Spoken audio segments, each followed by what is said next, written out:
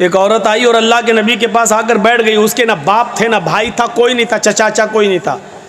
अब वो चाहती थी कि मैं अल्लाह के रसूल की बीवी बन जाऊं, मेरा निकाह अल्लाह के रसूल के साथ हो जाए। वो आई, अल्लाह के रसूल चंद सहाबा के साथ बैठे हुए थे। तसव्वुर कीजिए आप, देखिए इधर, अल्लाह के नबी के पास आई और बैठ गई। अल्लाह के नबी ने कहा क्यों, तुम कैसे आई हो? तो कहती है इन्नी अहब्बु लक, अय अल्लाह के रसूल मैं अपने आप को आपको हिबा कर रही हूँ, यानी मैं आपके साथ निकाह करना चाहती हूँ। अल्लाह के नबी खामोश रहे। उसने दोबारा कहा, आप फिर खामोश रहे। उसने तीसरी बार कहा अल्लाह के रसूल मैं आपसे शादी के लिए आई हूँ, निकाह करना चाहती हूँ। तो सहाबी बैठे हुए थे बगल में, कहते हैं अल्लाह के रसूल ये औरत 3 बार कह चुकी मैं आपसे निकाह करना चाहती हूँ, आप कुछ बोल ही नहीं रहे। अरे करना हो तो करिए, नहीं करना हो तो जवाब दे दीजिए। आपने कहा कि नहीं नहीं नहीं, मैं तो नहीं कर सकता, मेरी काफ़ी है, अब मुझे ज़रूरत नहीं है किसी और बीवी की, अब मैं शादी नहीं कर सकता। तो झट से वो सहाबी जो बैठे थे कहने लगे अल्लाह के रसूल आपको ज़रूरत नहीं है, लेकिन मुझे तो ज़रूरत है। अगर आप नहीं कर सकते तो मेरे साथ कर दीजिए। वहीं बैठे हैं। उफ, तसव्वुर देखिए, पहले वो आपसे करना चाहती, आप नहीं नहीं मैं तो नहीं कर सकता, तो फिर मेरे साथ करा दीजिए। तो अल्लाह के रसूल ने उस औरत से पूछा देखो मैं तो नहीं कर सकता, ये तुमसे करना चाहते हैं, तुम भी एक नज़र इनको देख लो, अगर ये पसंद हो तो तुम इनके साथ कर सकती हो, अगर तुम्हें ज़रूरत है। तो वो क्या कहती है, आई तो थी आपके लिए, लेकिन अगर आप नहीं कर रहे हैं तो कोई बात नहीं, ज़बरदस्ती थोड़ी होती है शादी। अगर आप नहीं कर रहे हैं तो कोई बात नहीं, मुझे तो घर बसाना है, इसके साथ ही मैं कर लूँगा, आप कर सकते हैं इसके साथ मेरा निकाह। अल्लाह के रसूल ने कहा ये औरत तैयार हो गई उसके साथ शादी करने के लिए, तो आपने उस औरत से नहीं पूछा तेरे बाप हैं कि नहीं, लड़के को क्या देंगे, कपड़ा कितना देंगे, सोना कितना मिलेगा, साड़ी कितनी मिलेगी, चादर कितनी मिलेगी। आपने ये सवाल लड़की से नहीं किया, औरत से नहीं किया। अक्लमंद लोगों सुनो, सुनो, अल्लाह के रसूल ने फौरन उस सहाबी की तरफ देखा और कहा सुनो वो तैयार है तुमसे शादी करने के लिए, लेकिन तुम बताओ कि तुम अपनी बीवी को क्या दोगे, तुम्हारे पास मेहर देने को क्या है। सबसे पहला सवाल सहाबी से, वो तैयार है लेकिन निकाह बगैर मेहर के नहीं, पहले ये बताओ कि तुम अपनी बीवी को मेहर क्या दोगे। तो मेहर का नाम सुना तो फौरन कहने लगा मा इंदी शैउन, जब कुछ है ही नहीं तो दूंगा क्या। क्या ये तसव्वुर कर सकते हैं आप शादी का, उसके पास कुछ नहीं और शादी करना चाह रहे हैं। क्या हमारे पास है, हम लोग क्या कहते हैं, पहले अपने पैरों पे खड़े हो जाओ फिर शादी करेंगे, पहले घर तो बनवा लो, पहले कारोबार तो कर लो, पहले कोई बिजनेस तो कर लो, पहले नौकरी तो बाद में शादी करेंगे, आ गई तो खिलाएंगे क्या। अल्लाह के रसूल ने उस सहाबी से पूछा कि तुम मेहर क्या दोगे, कहने लगे कुछ नहीं है मेरे पास। अल्लाह के नबी ने फरमाया जाओ अपने घर में तलाश करो, शायद कोई चीज मिल जाए मेहर देने के लिए। कहा हाँ ठीक है जा रहा हूँ।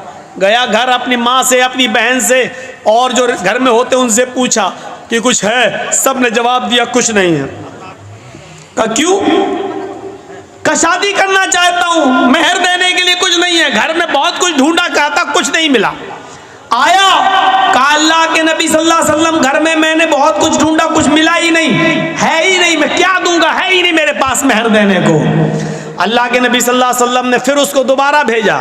हदीस के अल्फाज देखिए, आपने कहा इल्तमिस खातमम मिनल हदीद, लोहे की अंगूठी ही मिल जाए तो वही ले आओ, सोने की नहीं, चांदी की नहीं, लोहे की अंगूठी। आज 2 रुपए में हमारे मेले में मिल जाएगी, लोहे की अंगूठी मिल जाए तो वही ले आओ, जाओ। वो सहाबी फिर दोबारा अपने घर गए, बहनों से पूछा, भाइयों से पूछा, माँ से पूछा, सबने जवाब दिया है ही नहीं, लोहे की अंगूठी भी नहीं मिली। यानी 5 रुपए इस जमाने में, 5 रुपए उस जमाने में तो कुछ और, उतना भी नहीं था उनके पास कि वो लोहे की अंगूठी खरीद सकें।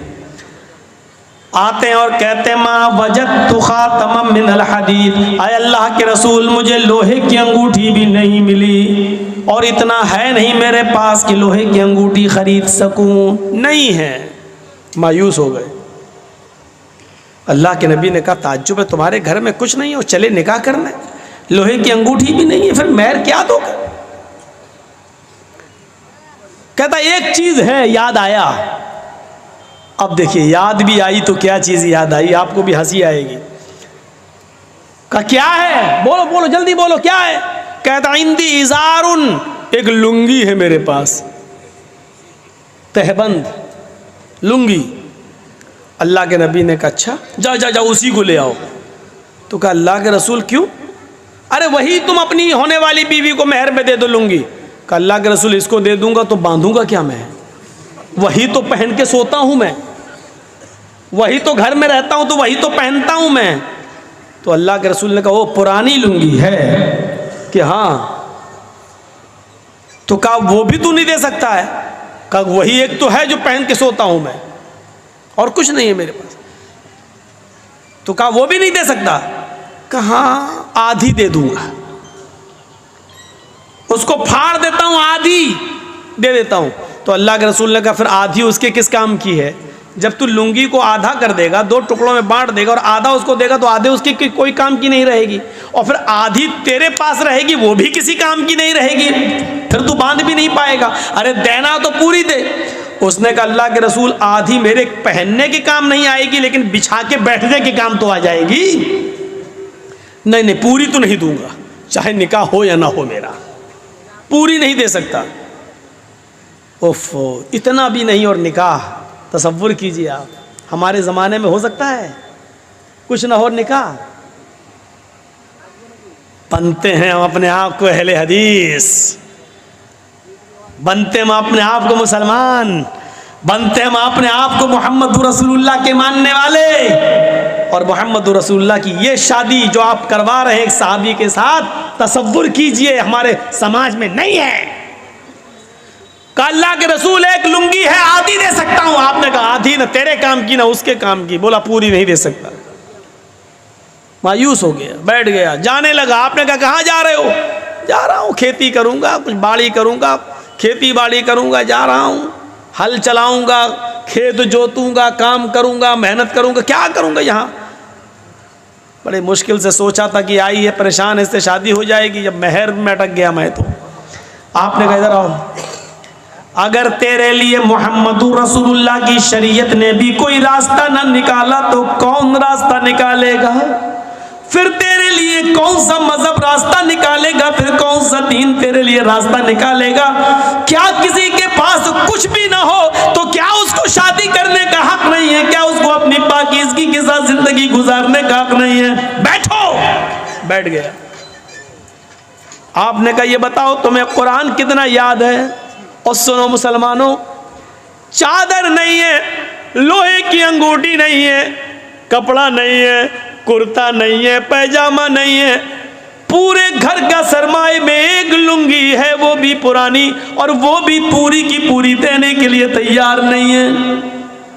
सोना नहीं, चांदी नहीं, कपड़ा नहीं, दौलत नहीं, इन सब चीजों से वो दूर था। लेकिन जब अल्लाह के नबी ने उससे पूछा कि तुम्हें कुरान कितना याद है बताओ, तो झट से बोला अय अल्लाह के नबी कुरान में हमें सूरह मुल्क याद है, सूरह हश्र याद है, सूरह नबा याद है, सूरह हाक़ा याद है, सूरह जुमा याद है, सूरह मुनाफिकून याद है, सूरह क़यामा याद है। आपने कहा कि तुम्हें इतनी सूरतें मुंह ज़बानी याद है? फरमाया कहा फिर भी कह रहे हो कि मेरे पास कुछ नहीं है, तुम्हें ये सूरतें याद हैं? कहा क्या तुम ये सूरतें अपनी होने वाली बीवी को सिखा दोगे? क्या उसको भी याद करा दोगे? कहा हाँ, इसमें क्या बड़ी बात है, जो हमें याद है वो इसको भी याद करा दूंगा। आपने फौरन उस औरत से कहा आय अल्लाह की बंदी, तेरे होने वाले शौहर के पास माल नहीं है, सोना नहीं है, चांदी नहीं है, अंगूठी नहीं है, कपड़ा नहीं है, साड़ी नहीं है, जेवरात नहीं है तुझे देने के लिए, लेकिन हाँ उसके पास कुरान की सूरतें जो तुझे याद करा सकता है। क्या मैं इन्हीं कुरान की सूरतों को मेहर बना दूं और ये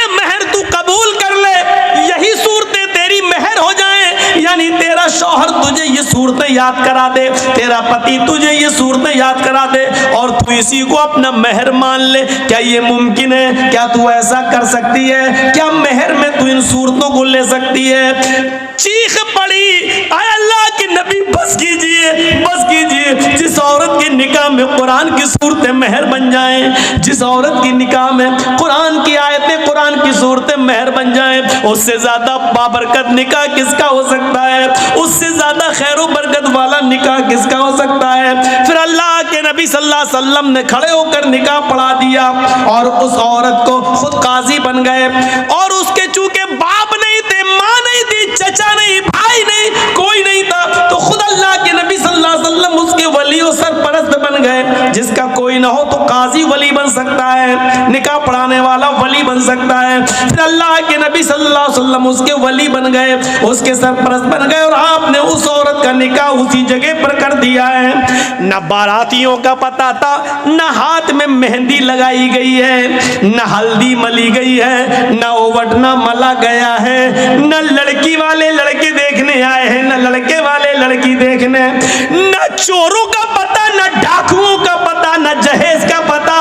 मेरे प्यारे साथियों, उसी जगह शादी हुई है और उसी जगह से रुखसती हो गई है। ये सादा वाली शादी के चर्चे 1400 साल के बाद आज भी हो रहे हैं और कयामत तक इंशाअल्लाह होते रहेंगे।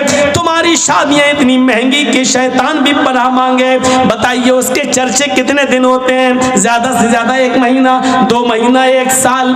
फिर तलाक की नौबत आ जाती है तो ये होता है कितना खर्च किया था, देखो आखिर क्या हुआ है उस शादी का हाल।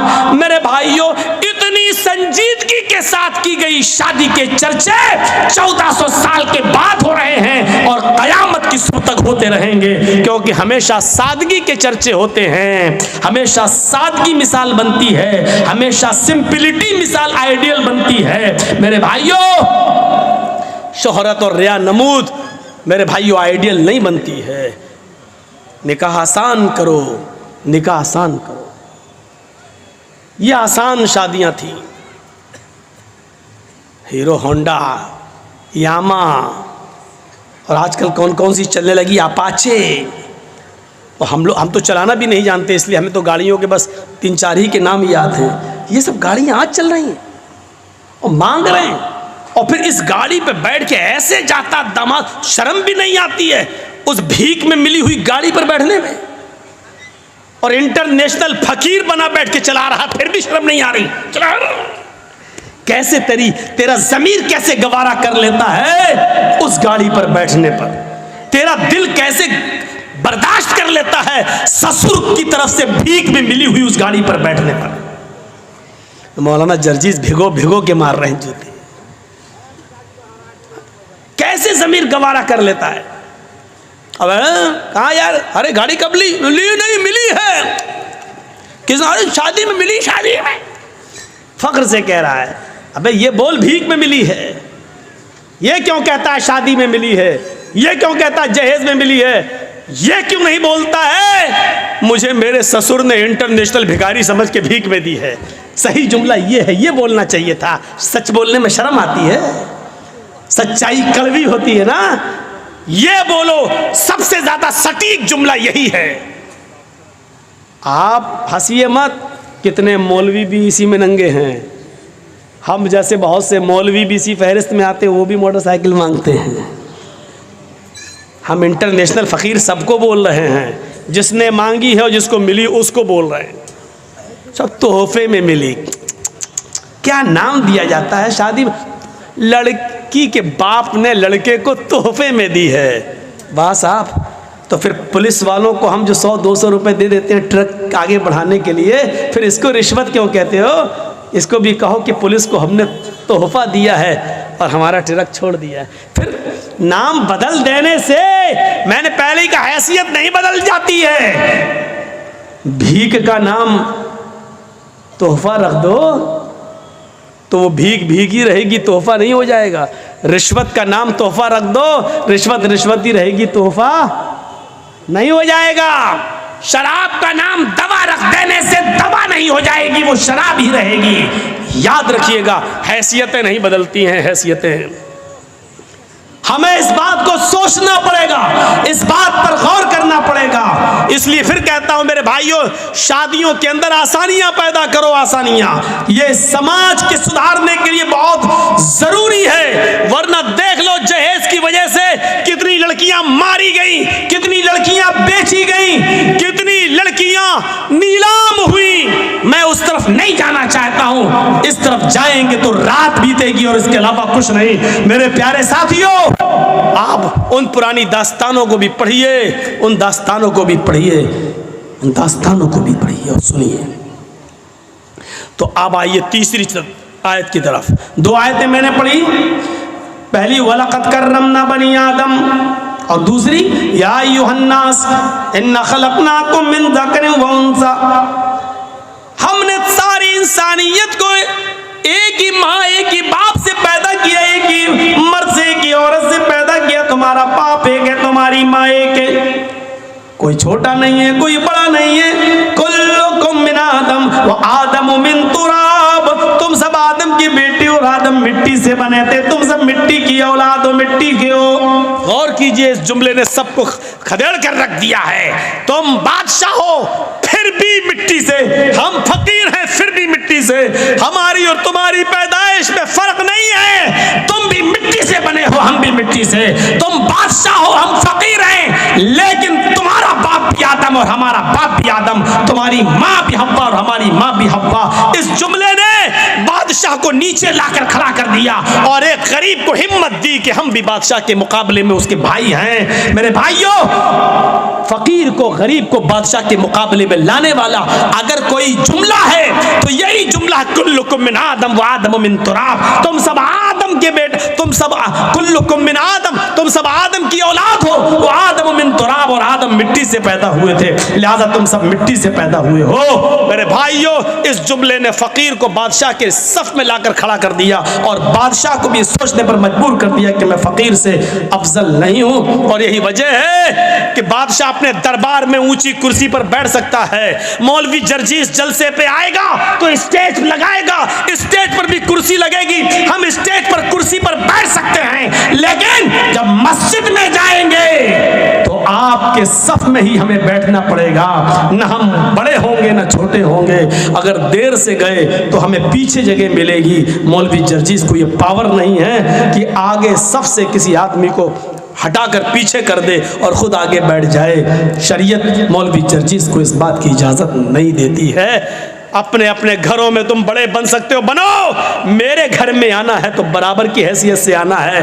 बादशाह और फकीर को एक ही सफ में बैठना है। अगर फकीर पहले आया है तो अगली सफ में वो बैठेगा, और बादशाह बाद में आया है तो पिछली सफ में वो रहेगा। बादशाह किसी भीख मांगने वाले भिखारी, किसी रिक्शा चलाने वाले मेहनत और मजदूर को अगली सफ से उठाकर पीछे नहीं कर सकता है। ये पावर अल्लाह ताला ने एक बादशाह को भी नहीं दिया, सऊदिया के हुक्मरान सलमान को भी नहीं दिया है। मेरे भाइयों, कि वो खाने काबा में आए और मस्जिद नबी में जाए तो अगली सब में बैठे हुए किसी गरीब को हटाकर वो आगे आ जाए। अल्लाह ताला ने ये हक सऊदिया के बादशाह तक को नहीं दिया है, क्योंकि ये अल्लाह का घर है, तुम्हारे बाप का घर नहीं है जहां तुम बड़े बन सकते हो। ये स्टेज नहीं है जहां मौलवी जर्जीस कुर्सी पे बैठ सकता है। ये मेरा घर है। मेरे घर में आओगे तो बराबर की हैसियत से आओगे, और जब नमाज पढ़ोगे तो अपने बगल से किसी मजदूर को हटा नहीं सकते। साहब रिक्शा चलाने वाला मेरे बगल में, ये हट, चल तू उधर जा, ए भाई इधर आओ, तुम अच्छा बिजनेस करते हो, इधर आओ, चल बस, तेरे कपड़े पुराने, भाग उधर चल। आप नहीं हटा सकते हो, नहीं, तुम्हें उसी के बगल में खड़ा होना है। अल्लाहू अकबर कहेगा इमाम, और तुम्हें भी अल्लाहू अकबर कहकर हाथ बांधना है। इमाम कहेगा अल्लाहू अकबर, तुम्हें रुकू में जाना, उसको भी रुकू में जाना है। सजदे में भी तुम्हें उसके साथ सजदे में जाना है। यहीं पर वो मंजर नजर आएगा, एक ही सफ में खड़े हो गए महमूद व अयाज, एक ही सफ में खड़े हो गए महमूद व अयाज। न कोई बंदा रहा, न कोई बंदा नवाज। मेरे भाइयों, ये इस्लाम की पवित्र शिक्षा है, ये इस्लाम की पाकीज़ा तालीम है कि तुम सब एक ही बाप की और एक ही माँ की औलाद हो। डॉक्टर भीमराव अंबेडकर ने जब ये पढ़ा कि ब्रह्मा ने अपने मुंह से ब्राह्मण को पैदा किया और पैरों से शूद्र को, तो डॉक्टर अम्बेडकर चूंकि हरिजन थे, नीची जाति के थे, शूद्र थे, उनको ये तालीम पसंद नहीं आई। उन्होंने हिंदू धर्म को तलाक दे दिया, इस्लाम कबूल कर लिया। महात्मा गांधी ने बहका दिया। गांधी जी बोले कि कौन सा इस्लाम, हनफी बनोगे कि शाफी बनोगे कि बरेलवी बनोगे, शिया बनोगे, कादियानी बनोगे, चकलालवी बनोगे, मिर्जाई बनोगे, क्या बनोगे? 72 फिरके। डॉक्टर अंबेडकर ने सोचा ये तो बड़ी लंबी दास्तान है, अब इनको पढ़ना तो बड़ा मुश्किल हो जाएगा, इसलिए उन्होंने इस्लाम भी छोड़ा, फिर बुद्ध धर्म कबूल कर लिया और बुद्धिस्ट बन गए। मेरे भाइयों, जरा गौर करो कि हिंदू धर्म को लोगों ने इसीलिए छोड़ा था, डॉक्टर अंबेडकर ने इसीलिए छोड़ा था क्योंकि उसमें जात पात है, ऊंच नीच है। लेकिन यहाँ कोई ऊंच नीच नहीं देखी गई है, यहाँ ऊंच नीच का कोई तसव्वुर भी नहीं पाया गया। इसलिए डॉक्टर अंबेडकर ने जब देखा कि नमाज होती है, बादशाह के लिए भी यही आजान का वक्त है और गरीबों के लिए भी यही आजान का वक्त है, मुअज्जिन का काम है सिर्फ इतना कह देना, हय्या अलस्सलाह, आओ नमाज के लिए। यही आजान अमीर के लिए भी है, गरीब के लिए भी है, यही आजान बादशाह के लिए भी है, यही आजान फकीर के लिए भी है। फकीर ये नहीं कह सकता है अभी बादशाह नमाज पढ़ रहा है, हम बाद में पढ़ेंगे, और बादशाह ये नहीं कह सकता है कि ये गरीबों के लिए अजान हो रही है, हमारे लिए अलग से अजान होगी। नहीं नहीं, अल्लाह की इबादत करने में सब बराबर हैं। तुम भी आओ, ये भी आए, जिसके दिल में तकवा सबसे ज्यादा होगा, हमारी नजर में मुअज़्ज़ज़ वही होगा। मेरे भाइयों, हजरत बिलाल जो काले कलूटे थे और जिनको जमीन पर पत्थर बिछा दिया जाता था, कंकरीली जमीन पर जिनको लिटा दिया जाता था और उनकी पीठ उस गरम जमीन, गरम कंकरियों की वजह से फलक पड़ जाते थे, ऊपर से सीने पर उनका भारी पत्थर रख दिया जाता था। एक बार उनको आग के अंगारों पर लिटाया गया। बहुत दिनों के बाद, अल्लाह के रसूल के इस दुनिया से गुजर जाने के बाद, हजरत अबू बकर के इस दुनिया से गुजर जाने के बाद, जब उमर का जमाना आया और हजरत बिलाल किसी कुएं पे नहा रहे हैं, किसी कुएं पर बैठकर नहा रहे हैं, उनकी पीठ का वो हिस्सा नजर आ गया जिस हिस्से पर काफिरों ने आग के अंगारे बिछाकर उनको लिटाया था। आग के अंगारों से तपी हुई पीठ जो बिल्कुल जल चुकी थी, हजरत उमर फारूक ने जब उस पीठ को देखा, अल्लाह के रसूल के गुजर जाने के बाद, अबू बकर के गुजर जाने के बाद, हजरत उमर जब खलीफा बने और उनके सामने जब वो पीठ आई, तो हजरत उमर पीछे से जाते हैं और उस पीठ पर बोसा दे देते हैं, उस पीठ पर अपने होंठ रख देते हैं। हजरत बिलाल ने जो पीछे मुड़ के देखा, कहने लगे अमीरुल मोमिनीन, हजरत बिलाल जल्दी से गुस्ल करते हैं। जब हजरत उमर के पास उनसे मिलने के लिए आते हैं, तो हजरत उमर फारूक ने अपने सर से अमामा उतारा, पगड़ी उतारी और जल्दी से उसको जमीन पर बिछा दिया और कहा, बिलाल आओ आओ बिलाल, इस पगड़ी पर बैठो, हमारे सर से उतरे हुए इस अमामे पर बैठो, तुम्हारी इज्जत तो जनाब मोहम्मद रसूलुल्लाह ने की है, तो हम क्यों नहीं करेंगे, ये हमारे सरदार हैं। आओ आओ मेरे प्यारे साथियों, शक्लो सूरतों की वजह से किसी को इज्जत नहीं मिलती है, इज्जत तो अमल और तकवे की वजह से मिलती है। यही बिलाल है कि जिनके बारे में अल्लाह के नबी ने कहा था, बिलाल तुम ऐसा कौन सा अमल करते हो कि मैंने जन्नत में तुम्हारे जूतों की आवाज सुनी है। फरमाया अल्लाह के रसूल, ऐ अल्लाह के नबी, मैं जब भी मेरा वुजू टूटता है तो मैं दोबारा वुजू बना लेता हूँ और वुजू बनाने के बाद 2, 4, 6, 8 रकातें जरूर पढ़ लेता हूँ, जितनी अल्लाह मुझे तौफीक देता है। ये बिलाल थे जिनके लिए हजरत उमर अपने सर से पगड़ी उतार कर जमीन पर बिछा देते थे और कहते थे, आओ बिलाल बैठो, जिसकी इज्जत जनाबे मोहम्मद रसूलुल्लाह ने की हो, उसकी इज्जत हम क्यों नहीं करेंगे। मेरे भाइयों, कौन नहीं जानता खौला बिनते सालबा कौन सी औरत थी। खौला बिनते सालबा वो बूढ़ी औरत थी कि जिनकी आखिरी उम्र में बुढ़ापे में उनके शौहरों से अपने सामित ने उनसे जिहार कर लिया था। आप नहीं समझ पाएंगे जिहार किसको कहते हैं, मैं आपको थोड़ी सी स्पीड कम करके बताता हूँ। उनके पति ने औस इब्ने सामित ने अपनी पत्नी खौला बिनते सालबा से कह दिया था, अंते अलैया का ज़हर उम्मी, आज के बाद तू मुझ पर मेरी माँ की तरह हराम हो गई। यानी जैसे मेरी माँ मुझ पर हराम है, आज के बाद तू भी मुझ पर हराम है, मैं तुझे हाथ नहीं लगाऊंगा। कोई पत्नी से अगर ये जुमला कह दे तो उसके लिए आज तो सज़ा है, लेकिन जब औस इब्न सामित ने कहा था उस वक्त सज़ा मुतय्यन नहीं हुई थी। उस वक्त उसूल ये था कि अगर किसी ने अपनी बीवी को अपनी माँ की तरह कह दिया तो माँ ही की तरह उसको मानना पड़ता था। अब उससे मिल नहीं सकता था। जैसे माँ की खिदमत करते थे वैसी उसकी खिदमत करना पड़ेगी। उसके पैर दबाओ, माँ कह दिया तो वो माँ की तरह उसकी सेवा करो, ये कानून था पहले। तो खौला बिन्त सालबा ने कहा औस इब्न सामित से, ये तुमने क्या किया, मुझे माँ की तरह हराम कर लिया, अब मेरे बच्चों का क्या होगा। रोने लगी, लेकिन बंदूक से गोली जब निकल जाए तो पछताने से क्या फ़ायदा। अब तीर से कमान निकल चुका है, कमान से तीर निकल चुका है, अब पछताने से क्या फ़ायदा। लेकिन औस इब्न सामित ने कहा जाओ ऐ खौला, अल्लाह के रसूल के पास जाओ, शायद तुम्हारे लिए कोई रास्ता निकल जाए। खौला अल्लाह के नबी के घर में आती है। सुनिए, जरा गौर से सुनिए। खौला अल्लाह के रसूल के दरवाजे को दस्तक देती है। मस्जिद नबी से लगा हुआ हुजरा अल्लाह के नबी का। अल्लाह के नबी ने दरवाजा खोला, सामने खौला खड़ी है, अंदर आओ। अंदर ले गए, क्या हुआ पूरी बात बताई। अरे अल्लाह के नबी, हमारे लिए रास्ता निकालिए, मेरे शौहर ने मुझे अपने ऊपर अपनी माँ की तरह हराम कर लिया। अल्लाह के नबी ने कहा अरे खौला जाओ तुम यहाँ से, मेरा दिमाग क्यों ख़राब कर रही हो, तुम्हारे लिए मेरे पास कोई रास्ता नहीं है। अरे खौला जाओ, अब तो तुम उनके लिए उनकी माँ की तरह हो चुकी हो, अब तो हमारे पास भी कोई रास्ता नहीं है। वो जिद करने लगी, तलाक नहीं दिए, मैं कैसे उनको छोड़ूं, सिर्फ माँ ही तो कह दिया, तो कोई रास्ता तो निकालिए। अल्लाह के नबी ने फरमाया कि मेरे पास तुम्हारे लिए कोई रास्ता नहीं है। हदीस के अल्फाज तो ये हैं कि अल्लाह के नबी ने उनको उठाया और फरमाया खौला तुम क्यों हमसे जिद कर रही हो, जब मैं तुम्हारे लिए कोई कानून नहीं बदल सकता, फिर मुझसे जिद करना बेकार है। चलो ये दरवाज़ा खुला है, मैं खोल देता हूँ, तुम जाओ। आज के बाद तुम अपनी माँ, अपने शौहर के लिए माही की तरह हराम हो चुकी हो। अल्लाह के रसूल ने खौला बिन्त सालबा के लिए दरवाज़ा बंद कर दिया। जाओ, नहीं नहीं, कोई रास्ता नहीं है, और उनको बाहर करके दरवाज़ा बंद कर दिया। खौला बाहर निकली, लेकिन सामने मस्जिद नबवी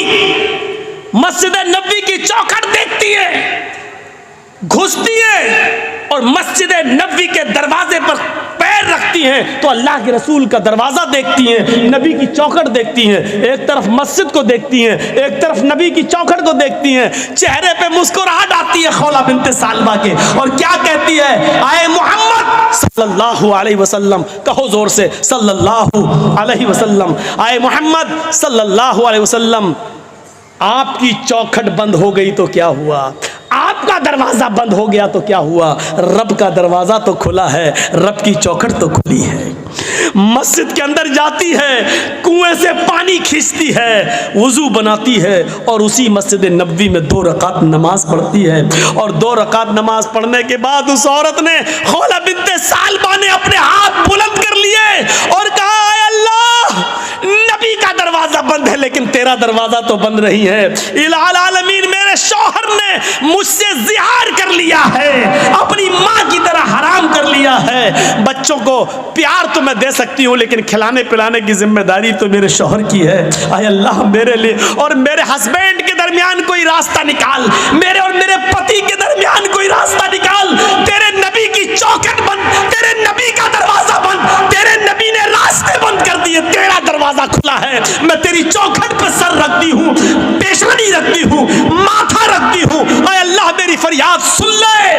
आसमान से अल्लाह ने जिब्राइल को भेजा, कुरान गवाह है, कद समी अल्लाहु कौलल्लती तुजादिलुका फी ज़ौजिहा व तश्तकी इलल्लाह। अल्लाह ने उस औरत की फरियाद सुन ली जो आपसे बहस कर रही थी, जो आपसे तकरार कर रही थी अपने शौहर के बारे में, और मस्जिद के कोने में बैठकर वो तश्तकी इलल्लाह, अल्लाह से गिड़गिड़ा रही है, अल्लाह से रो रही है।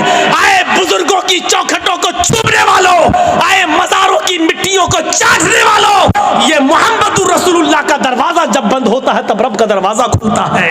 ये रब का दरवाजा है, अल्लाह के रसूल का दरवाजा जिंदगी में बंद था तो उस औरत ने क्या कहा, आय अल्लाह मोहम्मद की चौखट बंद हो गई तो क्या हुआ, तेरी चौखट तो खुली है, तेरा दरवाजा तो खुला है। जब सारे दरवाजे बंद हो जाते हैं तब अल्लाह का दरवाजा खुलता है। मेरे प्यारे साथियों, वो औरत आई, अल्लाह ने उसकी दुआ सुनी और मोहम्मद रसूलुल्लाह के पास पैगाम भेजा। जिब्राइल आए, कहा जाओ उस औरत को बुलाओ जो मस्जिद में अल्लाह से फरियाद कर रही है। अल्लाह ने उसकी दुआ सुन ली है और कानून बदल दिया है। आज के बाद अगर कोई शख्स अपनी बीवी को अपनी माँ की तरह हराम कहेगा तो उसके लिए सज़ा मुतय्यन कर दी, लेकिन रास्ता निकाल दिया। वो एक गुलाम आज़ाद करेगा, एक गुलाम आज़ाद करे और फिर बीवी बना ले। जिसको माँ कह दिया, चल, बहुत से लोग कह देते ना, चल भाग, आज के बाद तू मेरी अम्मा, चल नहीं जाएंगे। जो बोल देते हैं ना, ये मामूली जुमला नहीं है, बहुत ख़तरनाक जुमला है। अल्लाह के रसूल के लिए अल्लाह ने रास्ता बनाया। उस औरत के लिए क्या कहा, एक ग़ुलाम आज़ाद करे और बीवी बना ले। और ग़ुलाम आज़ाद करने की ताकत ना हो तो 60 रोज़े रखे, मुसलसल पे दर पे कंटिन्यू, बीच में एक भी छूटना नहीं चाहिए। बुखार आ जाए, बीमारी हो जाए या कोई मजबूरी हो तो अलग बात है, लेकिन बिना किसी बीमारी के और बिना किसी मजबूरी के एक भी रोज़ा अगर बीच में छोड़ दिया तो सब बेकार।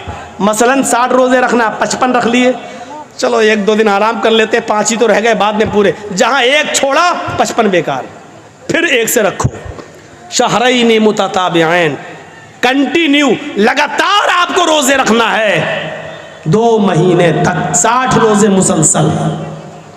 शहरैनी मुतताबियन, 60 नहीं 59 भी हो सकते हैं। अगर 2 महीने 29 के चांद हो जाएं तो 58 भी हो सकते हैं। एक चांद 29 का हो जाए, एक चांद 30 का हो जाए तो 59 भी हो सकते हैं। दोनों चांद 30 के हो जाएं तो 60 भी हो सकते हैं। तो शहरैनी मुतताबियन, 2 महीने कंटिन्यू मुसलसल रोजे रखेगा वो। और ये भी ताकत ना हो तो तीसरा रास्ता, 60 मिस्कीनों को खाना खिलाओ। चाहो तो एक ही दिन बुलाकर 60 को खिला दो। आज 60 को खिला दोगे तो आज ही वो तुम्हारी बीवी बन जाएगी। एक एक करके 60 दिन खिलाओगे तो 60, जब तक 60 पूरे खा नहीं लेंगे तब तक वो तुम्हारी बीवी नहीं बनेगी। ये तुम्हारी सहूलत के ऊपर है। चाहो तो एक एक करके 60 दिन खिलाओ, या 60 फकीरों को एक दिन बुला के खाना खिलाओ, या 10-10 करके 6 दिन खिला लो। ये आपकी सहूलत के ऊपर। जब तक 60 मिस्कीन पूरे खाना खा नहीं लेंगे आप अपनी बीवी से बीवी की तरह मिल नहीं सकते हैं। वो तुम्हारी बीवी बन जाएगी। ये सजा मुतय्यन कर दी, लेकिन रास्ता निकाल दिया, पहले तो रास्ता नहीं था। तो खौला बिनते सालबा के की दुआ को अल्लाह ने सुन लिया। ये आखिरी वक्त में खौला बिनते सालबा की कमर झुक गई, कमर लाठी लेके चल रही थी। और एक दिन हजरत उमर घोड़े पर बैठकर जा रहे थे, खौला बिनते सालबा एक पुल पर लाठी टेक कर खड़ी थी और वहीं से इशारा कर रही थी, उमर रुक। उमर रुक गए, इधर आओ। हजरत उमर खौला बिनते सालबा की आवाज़ सुनकर घोड़े से उतर गए और चले गए नीचे झुक, और कुछ बात कहने लगी उनके कान में। उमर फारूक के साथ जो लोग थे उनको बड़ा गुस्सा आया। एक मामूली सी बुढ़िया उमर फारूक को धमकी देती है, उनका घोड़ा रोकती है, उनको घोड़े से नीचे उतारती है और कहती है कान इधर कर। कान में कुछ बोलती है। फरमाया अमीरुल मोमिनीन, एक मामूली औरत आपको घोड़े से उतारती है और आप उतर जाते हैं। एक मामूली औरत आपको इशारा करके बुलाती है और आप चले जाते हैं। एक मामूली बुढ़िया आपको कहती कान नीचे कर, और वो आपके कान में कुछ बोलती है, आप सुन लेते हैं। क्या बात है, इतना कैसे? फरमाया हजरत उमर ने, अरे मेरे साथियों, ये मामूली औरत नहीं है। खौला बिनते सालबा मामूली नहीं है। जब मोहम्मद के दरवाजे बंद हो चुके थे तब इसके दरवाजे को अल्लाह ने खोला था।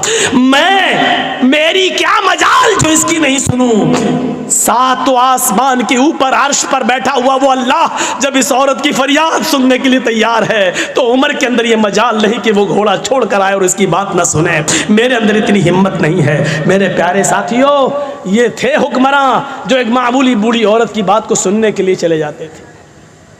और दलील क्या देते थे? इस औरत की बात को जब अल्लाह ने 7वें आसमान के ऊपर सुना तो उमर की मजाल क्या है जो ज़मीन पर रहकर इसकी बात को ना सुने।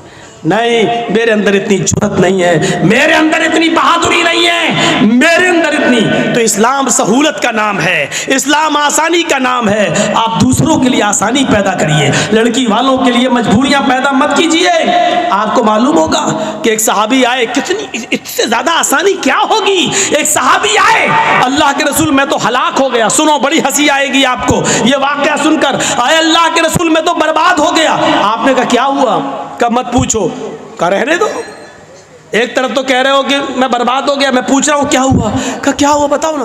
कहा अल्लाह के रसूल पूछने में भी शर्म आ रही है। कहा इन्नल्लाह ला यस्तही मिनल हक, अल्लाह ताला हक बात से नहीं शर्माता है, बताओ क्या बात है। कहा अल्लाह के रसूल मैं रोजे से था और रोजे की हालत में बीवी से मिल लिया। आपने कहा उफ, फर्ज रोजा था, अच्छा हम बिस्तरी कर ली। आपने कहा एक गुलाम आज़ाद करो। हम बिस्तरी, जो रोज़े की हालत में बीवी से हम बिस्तरी कर ले तो उसकी तो यही सज़ा है। वो रोज़ा तो पूरा करना ही पड़ेगा, उसके अलावा 60 रोज़े और रखना पड़ेंगे। पहले एक गुलाम आज़ाद करो। कहा अल्लाह के रसूल मुझे तो खुद गुलामी करते करते पूरी ज़िंदगी हो गई दूसरे की, मैं क्या गुलाम आज़ाद कर पाऊँगा, मेरे पास तो ये ऑप्शन ही नहीं है। आपने कहा 3 ऑप्शन है। पहला ऑप्शन गुलाम आज़ाद करो। कहने लगा नहीं कर पाएंगे, मेरे पास ताकत नहीं है। आपने कहा 60 रोज़े रखो मुसलसल पे दर पे कंटिन्यू। कहने लगा अल्लाह के रसूल 60 रोज़े, 60 कहाँ। का एक रोज़ा में तो ये हालत है कि बीवी से मिल लिया, सब्र नहीं हुआ। आप कह रहे हैं 60 रोज़े रखो, मेरा क्या हाल होगा, मैं तो नहीं रख पाऊंगा, ये भी ताकत नहीं है मेरे अंदर। और कमज़ोर आदमी रमज़ान के रोज़े तो बड़ी मुश्किल से रख पाता हूँ, इसके अलावा 60 रोज़े और मैं कैसे रख पाऊंगा। आपने कहा फिर तीसरा एक और ऑप्शन है तुम्हारे लिए। का क्या? कि 60 मिस्कीनों को खाना खिलाओ। कितने? का 60। का अल्लाह के रसूल शायद आपको मेरे घर का हाल नहीं मालूम। आपने कहा तुमने कभी बताया ही नहीं तो मालूम क्या होगा। कहा अल्लाह के नबी सुबह अगर मुझे खाने को मिल जाए तो शाम को भूखा सोता हूँ, और शाम को मिल जाए तो सुबह भूखा उठता हूँ, फिर सुबह नहीं मिलता। मेरे घर में 2 टाइम का खाना नहीं बनता, मैं 60 मिस्किनों को खाना कहाँ से खिलाऊं। आपने कहा रुको, अच्छा 3 ऑप्शन तुम्हारे पास, तीनों नहीं है। कहाँ? देखिए फिर भी रास्ता निकाला। कहा क्या? रुको, नमाज का टाइम, वो आपने लोगों से कहा अपने भाई की मदद करो, इसको गरीबों में कुछ देना है, मिस्कीन है, खुद गरीब आदमी है। अच्छा अब चंदा हुआ उसके लिए। खजूर ही उस ज़माने में चलता था, कोई 2 खजूर लाया, कोई 5 लाया, कोई 10 लाया, और जोहर से असर तक चंदा होता रहा। पूरा 10 किलो का एक टोकरा भर गया खजूर का, इतना बड़ा टोकरा भर गया। आपने उस टोकरे को उठाकर उसको दिया, ले पकड़, तुम्हारे भाइयों ने तुम्हारी मदद की है, जाओ ये खजूर अपने गांव में ले जाओ, अपने कबीले में सब गरीबों में दे देना, उन्हीं को बांट देना, तुम्हारा कफारा अदा हो जाएगा, तुम्हारी गलती मिट जाएगी, जाओ ये गरीबों में तकसीम कर देना। कहने लगा अल्लाह के रसूल कहाँ इसको बांटूं? कहा अपने गांव में। किस में बांटूं? कहा गरीबों में। कहता अल्लाह की कसम पूरे गांव में मुझसे ज्यादा गरीब कोई है ही नहीं। ये देखिए, अरे अल्लाह के रसूल पूरा गांव आप देख लीजिए, मेरा पूरा कबीला, मेरे पूरे गांव पूरे कबीले में मुझसे ज्यादा गरीब कोई है ही नहीं। ये सुनकर अल्लाह के रसूल की भी हंसी निकल गई। क्या कह रहे हो? पूरे गांव में तुमसे ज्यादा गरीब कोई नहीं? का नहीं, तो जाओ तुम खुद ही ले जाओ, खुद खा लेना, अपनी बीवियों बच्चों को खिला देना, तुम्हारा कफारा अदा हो जाएगा। ये आसानी। जुर्म भी किया, ऑप्शन भी नहीं है तीनों में से कोई एक, चंदा भी हुआ उसके लिए, और अल्लाह के रसूल ने कहा जाओ गरीबों में बांट देना, तो कहता मुझसे ज़्यादा गरीब कोई है ही नहीं। तो आपने कहा तुम ही खा लेना, जाओ और अपनी बीवी बच्चों को खिला दो, कफारा अदा हो जाएगा। ये लीजिए, ये आसानी है, आसानी। इससे ज़्यादा सहूलत और कहाँ मिलेगी? इसलिए इंसानियत सीखो। इंसानियत का सबसे बड़ा आलम बरदार कोई मज़हब है तो इस्लाम है। आप बताइए ये तालीम कहाँ मिलेगी? वलक़द कर्रमना बनी आदम, आए आदम की औलाद हमने तुम्हें बाइज्जत बनाया, आए आदम की औलाद हमने तुम्हें खुश्की और तरी में, समंदर में, पानी के अंदर और खुश्की के अंदर हमने तुम्हें सवार किया। आए आदम के बेटो, वरज़क़नाहुम मिनत तय्यिबात, हमने तुमको पाकीज़ा रोज़ी दी।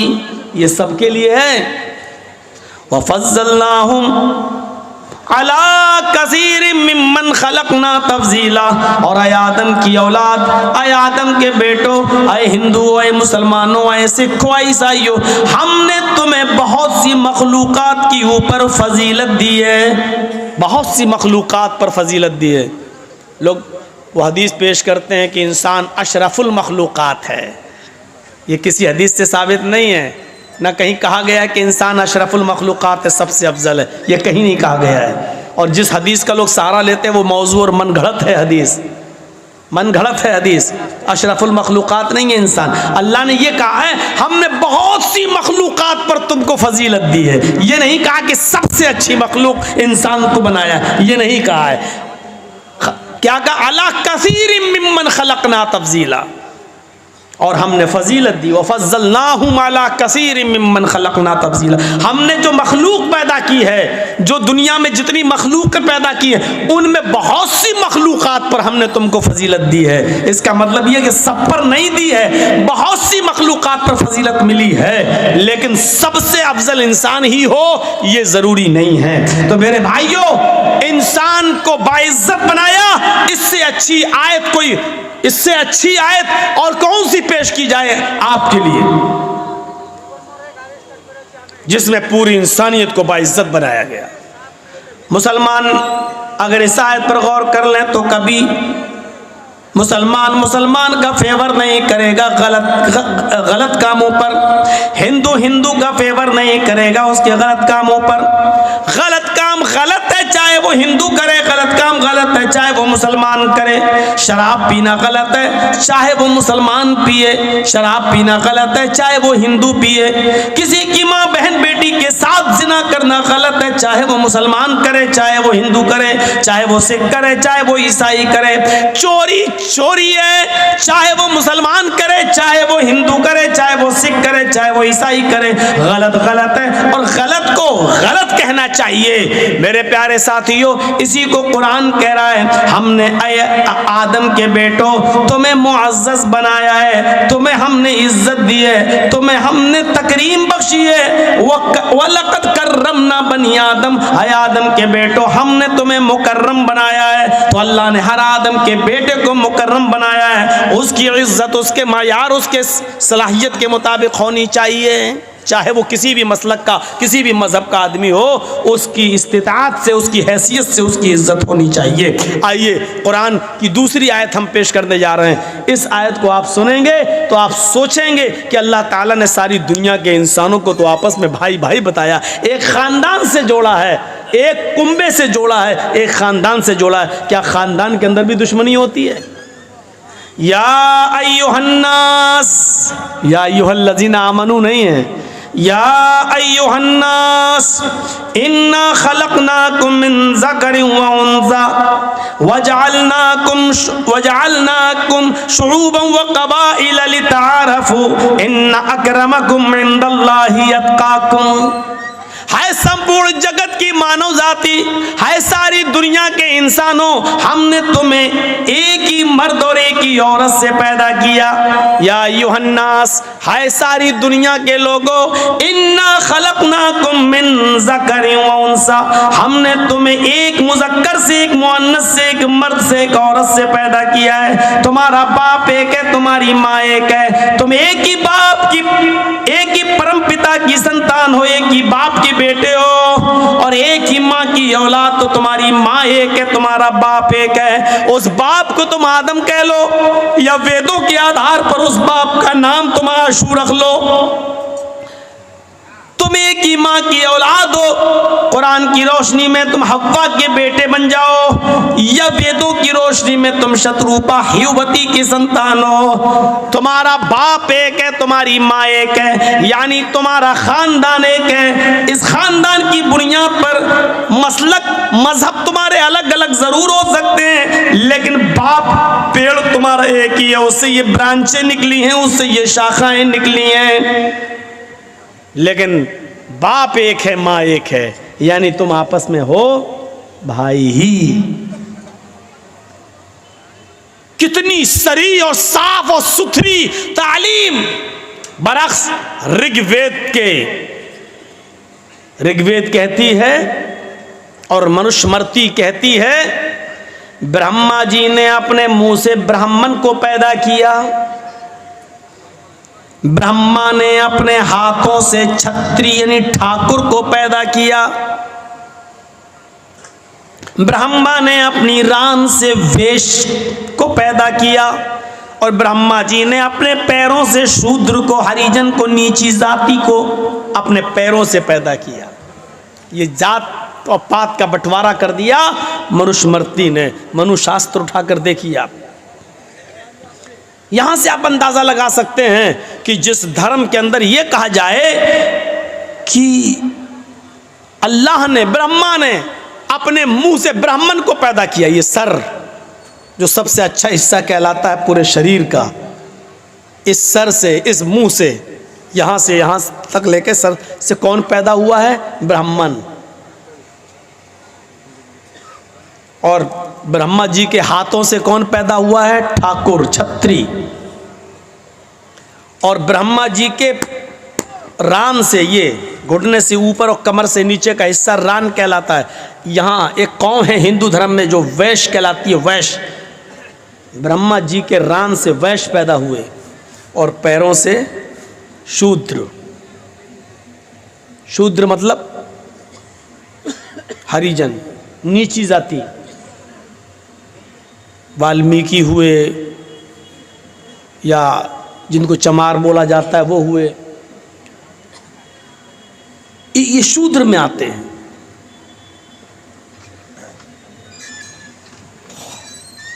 अब बताइए इस तालीम को कौन ग्रहण करेगा?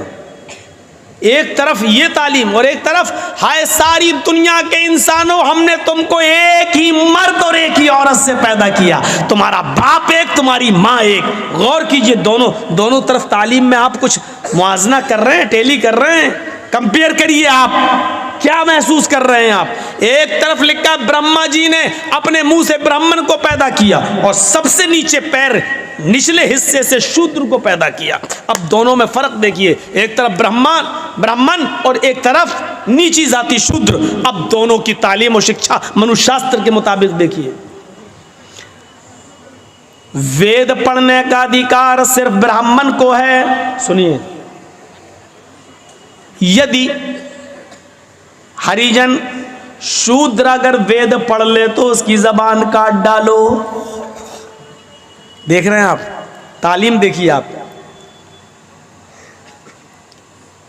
मनुशास्त्र में लिखा है, मनुस्मृति में, वेद सिर्फ ब्राह्मण ही पढ़ सकता है। अगर शूद्र वेद पढ़ ले तो उसकी जबान काट डालो। क्यों? अगर वेद पढ़ लिया तो उसको असलियत मालूम हो जाएगी, वेद में तो छूत छात है नहीं। ये क्यों कर रहे हैं? तो ब्राह्मणों की चौकीदारी और ब्राह्मणों की हजारादारी खत्म हो जाएगी, ब्राह्मणों की फौकियत खत्म हो जाएगी, श्रेष्ठता खत्म हो जाएगी। इसलिए ब्राह्मण चाहते हैं कि ब्राह्मण ही पढ़ें और दूसरा वेद से दूर रहे। कुरान देख, इधर अल्लाह के नबी क्या कहते हैं? यहां वेद पढ़ने का अधिकार सिर्फ ब्राह्मण को, और यहां दीन हासिल करने का हक हर एक मुसलमान को। तलबुल इल्मी फरीज़तुन अला कुल्लि मुस्लिम। इल्म दीन का इल्म हासिल करना हर मुसलमान पर फर्ज है। हर मुसलमान, हर मुस्लिम, मर्द हो या औरत, खान हो, पठान हो, तुर्क हो, तेली हो, शेख हो, शेरशाहबादी हो, सूरजापुरी हो, अंसारी हो, किसी भी कास्ट का हो, हर एक पर इल्म दीन हासिल करना फर्ज है। इधर देखिए, कंपेयर कीजिए, आप टेली कीजिए और मिलाइए। अगर ब्राह्मण के अलावा शूद्र अगर वेद पढ़ ले तो उसकी जबान काट डालो। आगे देखिए, अगर वेद सुन ले तो उसके कानों में शीशा और तांबा पिघला के डाल दो, यानी उसको बहरा कर दो।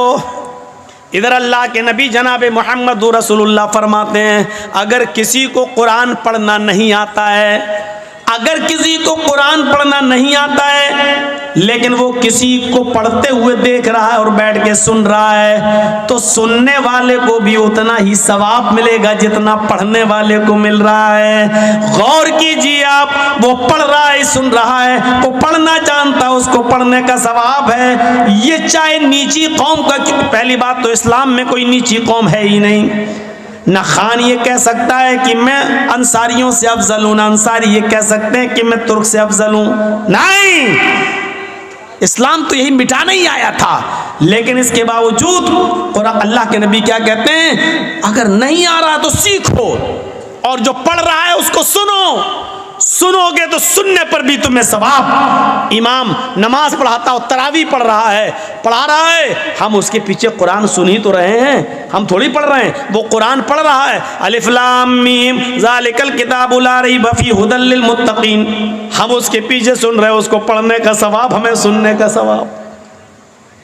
एक तरफ क्या, वेद अगर सुन ले तो हरिजन के शूद्र के कान बहरे कर दो, शीशा और तांबा पिघला के डाल दो।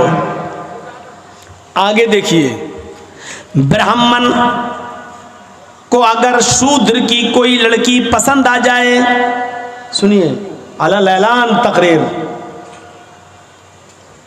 अगर ब्राह्मण को किसी शूद्र की लड़की पसंद आ जाए, शूद्र की, हरिजन की, नीची जात वाले की अगर कोई लड़की हो और खूबसूरत लड़की हो, और वो किसी ब्राह्मण को पसंद आ जाए और वो शूद्र से बोले कि तुम्हारी बेटी मुझे पसंद है, तो उस शूद्र को चाहिए कि वो अपनी बेटी का हाथ उस ब्राह्मण के हाथ में दे दे। लड़की की मर्जी हो या ना हो, बस ब्राह्मण को पसंद आ गई, हरिजन को देना पड़ेगा, शूद्र को देना पड़ेगा, लो साहब हमारी बेटी का हाथ तुम्हारे हाथ में ले जाओ।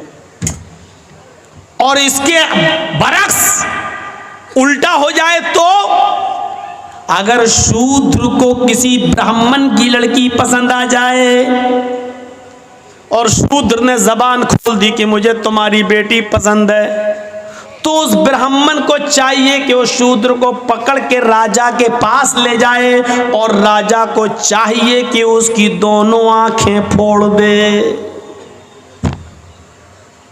देख रहे हैं उल्टी गंगा। अगर कोई लड़की ब्राह्मण को पसंद आ जाए तो शूद्र तो उसको दे देगा, लेकिन शूद्र को अगर ब्राह्मण की लड़की पसंद आ जाती है तो फिर राजा की ड्यूटी हो जाती है कि उस शूद्र की आंखें फोड़ दे। इस्लाम क्या कहता है? इस्लाम ये कहता है कि ला तुतबिउन नज़रतन नज़रा, एक नज़र माफ है, लेकिन एक नज़र के बाद दूसरी नज़र किसी लड़की पर न डालो।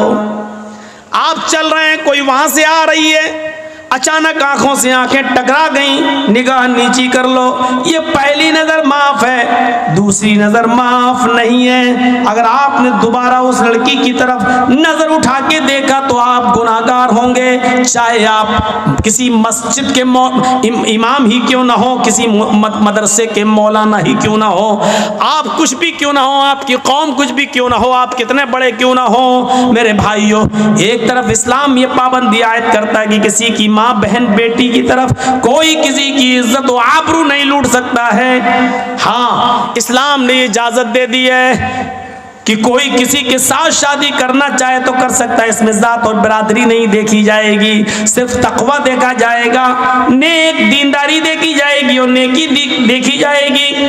लिहाजा एक अंसारी लड़का किसी शेरशाहबादी लड़की से शादी कर सकता है, कोई शेरशाहबादी आदमी किसी अंसारी लड़की से शादी कर सकता है, कुछ नहीं है। मुहाजिरीन ने जब हिजरत की और मक्के से जब मदीना गए तो अल्लाह के रसूल सल्लल्लाहु अलैहि वसल्लम ने मक्के के मुहाजिरों की शादी मदीने की अंसार की बेटियों से और अंसार की लड़कियों से आपने उनका निकाह करवाया था। छूत छात और जात बिरादरी को मिटा कर रख दिया इस्लाम ने। हाँ, रही ये बात कि अगर ब्राह्मण को किसी शूद्र की लड़की पसंद आ जाए तो शूद्र को चाहिए कि अपनी लड़की का हाथ दे दे, लेकिन इस्लाम ये कहता है ये जबरदस्ती यहां नहीं चलेगी। अगर किसी को कोई लड़की पसंद है तो कायदे के मुताबिक वो अपने निकाह का पैगाम भेजे, लड़की से लड़की का बाप पूछे या लड़की की माँ पूछे कि फला जगह से तुम्हारा रिश्ता आया है, बेटी क्या तुम्हें वो लड़का पसंद है? मेरे भाई और उस लड़की को बताना चाहिए, पसंद है तो हाँ, नहीं पसंद है तो मना कर दे। लेकिन लड़की की नापसंद होने के बावजूद दुनिया का कोई बाप अपनी बेटी की शादी जबरदस्ती किसी लड़के के साथ नहीं करा सकता है। इस्लाम ने इस बात की इजाजत नहीं दी है, मना किया है। बाप को मालूम है ये लड़का अच्छा है, लेकिन अगर बेटी नहीं चाहती है उस लड़के के साथ शादी करना तो बाप जबरदस्ती अपनी बेटी की शादी उस लड़के के साथ नहीं कर सकता है। एक औरत अल्लाह के नबी के पास आई और कहती है, अल्लाह के नबी, मेरे बाप ने, मेरे माँ बाप ने मेरी शादी ऐसी जगह कर दी है जो लड़का मुझे पसंद नहीं है। तो अल्लाह के नबी ने फरमाया, तुझे इख्तियार है उस आदमी के साथ रहो या छोड़ दो उसे, तुम्हें इख्तियार है। और उस औरत ने इस इख्तियार का फ़ायदा उठाते हुए उस आदमी को छोड़ा, नहीं रही उसके पास। इसलिए माँ बाप भी जिद ना करें। इसीलिए जब निकाह होता है ना, निकाह, तो आपने देखा होगा लड़की वाले के यहाँ जाते हैं कुछ लोग, अब तो कुछ लोग नहीं, अब तो बहुत से लोग जाने लगे, जिसका नाम हो गया बारात। नाम रख लेने से किसी चीज़ की हैसियत थोड़ी बदल जाती है। ये 300-400 आदमी जो जा रहे हैं, आप इसको बारात कहिए, मेरी नज़र में सब चोर हैं और डाकू हैं। किसी चीज़, अब शराब का नाम दवा रख दो तो वो दवा थोड़ी हो जाएगी, शराब ही रहेगी।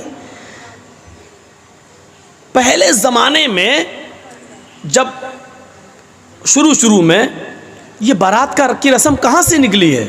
ये जो 300-400 आदमी एक शहर से दूसरे शहर जब शादी होती थी तो लड़का अकेला नहीं जाता था, क्योंकि रास्ते में काफिलों पर हमला हो जाता था, उनको लूट लिया जाता था। इसलिए लड़की को हिफाजत के साथ उस लड़के के घर पे लाया जाए, इसलिए पहले ज़माने में 100-150 आदमी लड़की के घर जाते थे और उस लड़की को खैरियत से लाकर उस लड़के के घर पहुंचा देते थे, ताकि रास्ते में इस लड़की को कोई लूट न ले, इसके जेवर को कोई लूट न ले, इसके सामान को कोई लूट न ले। और ये नई नवेली बीवी जो आ रही है, कहीं इसको अपहरण न हो जाए, इसलिए 100-150 आदमियों की बारात जाती थी। उस मकसद दूसरा था, वहीं से ये रस्म निकली। जब आप चोरी का ज़माना ख़त्म हो गया है, अब लूटपाट ऐसी नहीं होती है कि रास्ते ही में दूल्हा और दुल्हन को पकड़ के रोक लिया जाए, लेकिन वही रस्म और रवाज हिंदुओं से चला आ रहा है और ये धीरे धीरे मुसलमानों के अंदर भी सरायत कर गया है। अब भी 200, 250, 300 आदमियों की बारात जा रही है। पहले मकसद कुछ और था, अब मकसद कुछ और है। मेरे प्यारे साथियों, तो मैंने वही कहा कि नाम के बदल देने से या नाम रख लेने से हैसियत चेंज नहीं हो जाती है, हैसियत चेंज नहीं हो जाती है। अब वहाँ लड़के का निकाह होना है, जर्जी साहब बैठे हैं, फार्म भर रहे हैं, मेहर वहर सब भर दिया कितना, लेकिन लड़के का निकाह भी नहीं पढ़ा सकते हैं जर्जी साहब। आपको मालूम है, ये उसूल है, ये कानून है शरीयत का। जर्जी साहब लड़के का निकाह नहीं पढ़ा सकते हैं जब तक पहले लड़की की इजाज़त न ले ली जाए। एक वकील होता है, 2 गवाह होते हैं। ये वकील और ये 2 गवाह लड़की के पास उसके घर पे जाएंगे और उससे पूछेंगे कि फला फला लड़के के साथ इतने इतने रुपए मेहर के इवज़ तुम्हारा निकाह उस लड़के के साथ किया जा रहा है। ये बात चोरी छिपे नहीं, तुमसे आज भी मैं पूछने आया हूं, आज मैं तुम्हारा जवाब सुनना चाहता हूं। ऐसा तो नहीं कि तुम अपने बाप के प्रेशर में आकर इतना बड़ा कदम उठा रही हो कि अपनी जिंदगी किसी के हवाले कर रही हो, या अपनी माँ के प्रेशर में या अपने भाई के प्रेशर में आकर ये कदम उठा रही हो। नहीं, आज बताओ, वकील और गवाह के सामने बताओ, क्या वो लड़का तुम्हें पसंद है? वो लड़का, उसका नाम ये, उसकी वल्दियत ये, उसकी उम्र ये, और इतने इतने रुपए या इतना सोना, इतना चांदी, मेहर, सिक्का, राइजुल वक्त, अलावा नान नफका आपको, आप उनके निकाह में दी जा रही हैं। क्या आपको वो लड़का कबूल है? उस मौके पर देखा जाएगा उस लड़की की इजाजत क्या है।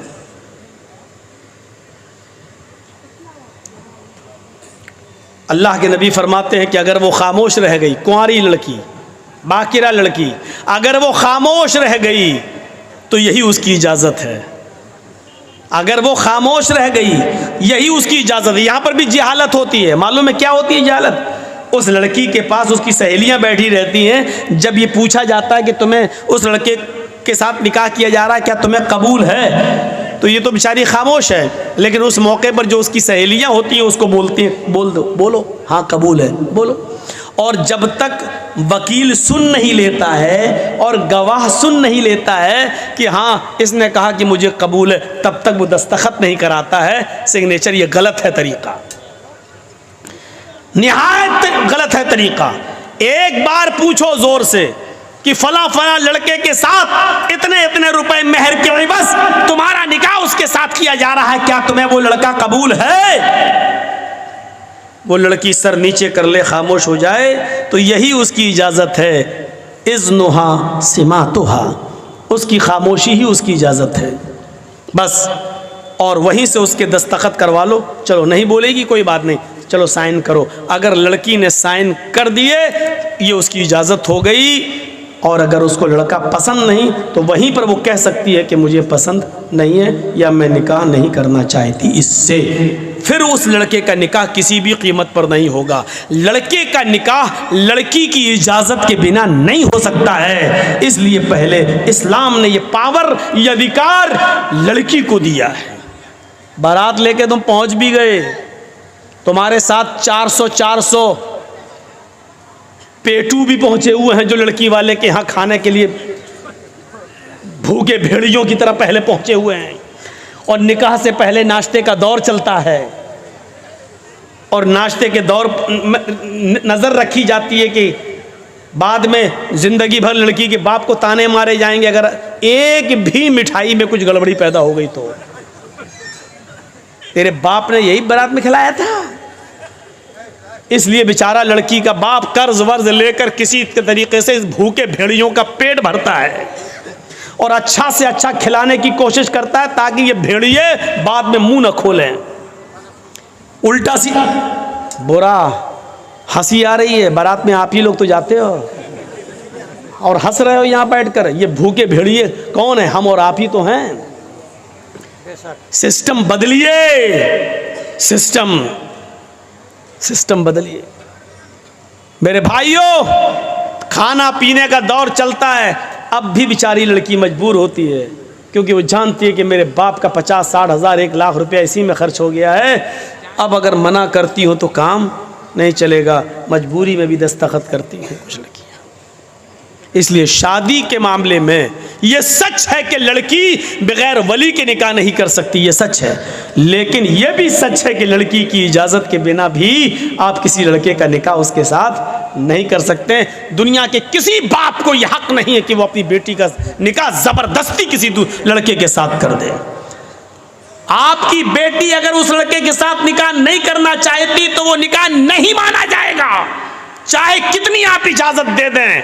कह दे बाप की इजाजत है, बनी रहे बाप की इजाजत। अगर लड़की राजी नहीं है तो बाप की इजाजत की कोई हैसियत नहीं है, बाप की इजाजत बेकार है। शादी वो मानी जाएगी लड़की भी राजी हो और उस लड़की के निकाह में उसका बाप अपनी बेटी की इजाजत के बाद वली बनता है और अपनी बेटी का निकाह कराता है। लेकिन वो भी तरीका गलत है कि बाप ने लड़की की शादी में शिरकत नहीं की और बाप को लड़का पसंद नहीं है तो लड़की भागकर कोर्ट मैरिज कर ले और दूसरा निकाह कर ले, जाकर इधर उधर निकाह कर ले, वो भी नहीं है।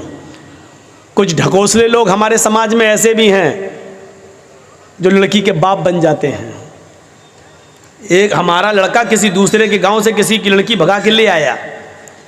अब उस गांव में कह दिया अगर यहाँ आएगी तो टांगे तोड़ देंगे, यहाँ आए अब उसका मरा हुआ मुंह भी हम देखना गवारा नहीं करेंगे, बाप ने कह दिया।